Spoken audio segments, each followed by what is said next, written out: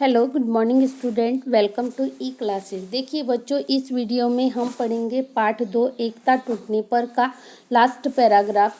तो मैं पिछले वीडियो में आपको इस पार्ट के बारे में अच्छे से समझा दी हूँ। तो देखिए बच्चों, अब मैं रीडिंग कर रही हूँ जो आपको अच्छे से समझना है।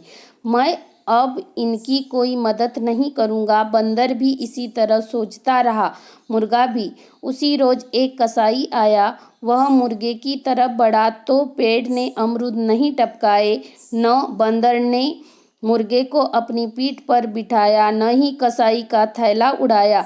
मुर्गा कसाई के थैले में बंद हो गया। तो बाकी दोनों ने सोचा अब पता चलेगा। बड़ा मुर्गा बना फिरता था। कसाई मुर्गे को लेकर चला गया।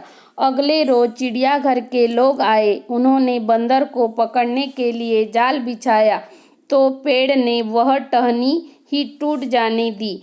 थोड़ी देर में बंदर जाल में था और चिड़ियाघर के लोग उसे घसीटते हुए ले जा रहे थे। बंदर ने जब छूटने के लिए हाथ पैर मारे तो उन्होंने उसे खूब पीटा।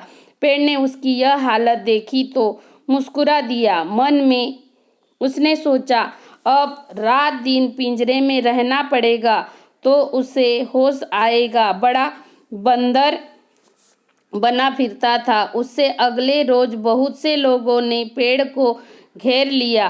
पेड़ ने सहम कर देखा कि उनके पत्थरों और डंडों का कोई जवाब उसके पास नहीं है। तड़ तड़ तड़ थोड़ी ही देर में उसके सारे अमरूद झाड़ लिए गए। फिर किसी ने कहा कि पुराना पेड़ है, इसे काटकर इसकी लकड़ी जलाने के काम में लानी चाहिए। एक आदमी के पास कुल्हाड़ी थी। बस उसी समय पेड़ की जड़ पर कुल्हाड़ी चलने लगी। थोड़ी देर में अमरूद टोकरियों में भरकर जा रहे थे और पेड़ की लकड़ियां लोगों के कंधों पर लदकर। एक गिलहरी वहीं रहती थी। मुर्गे, बंदर और पेड़ की आपसी योजना पर वह चकित हुआ करती थी।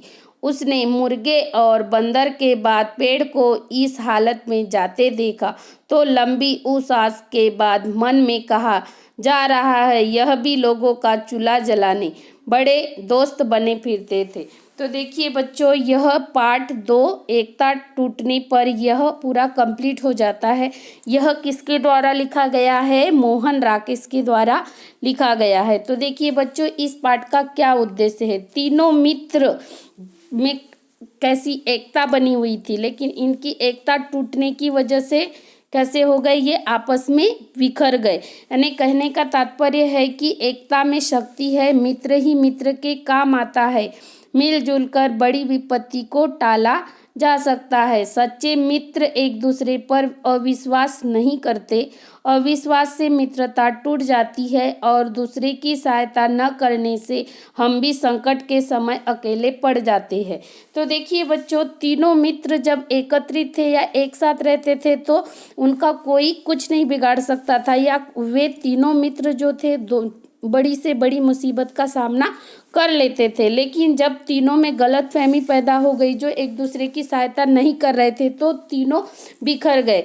यानी मुर्गा भी कहाँ कसाई के हाथ चला गया, बंदर भी चिड़िया घर में चला गया और पेड़ भी लोगों के द्वारा काटा गया। तो कहने का तात्पर्य है, यानी कि हमको इस कहानी से क्या शिक्षा मिलती है या क्या प्रेरणा मिलती है कि हमें एकजुट होकर रहना चाहिए, या एकता की शक्ति ही बहुत बड़ी होती है। तो देखिए बच्चों, संगठन में ही शक्ति है और हमें इस शक्ति को पहचानना चाहिए और एकजुट होकर रहना चाहिए। तो देखिए बच्चों, इस वीडियो में हमारा ये पार्ट पूरा कंप्लीट हो जाता है। तो आपको इस पार्ट में जो लास्ट पेज में शब्दार्थ दिए गए हैं, वो शब्दार्थ आपको अपनी नोटबुक में अच्छे से लिखना है। उसके बाद इसके क्वेश्चन आंसर हम नेक्स्ट वीडियो में पढ़ेंगे। तो देखिए बच्चों, ये हो गया आपका पार्ट 2।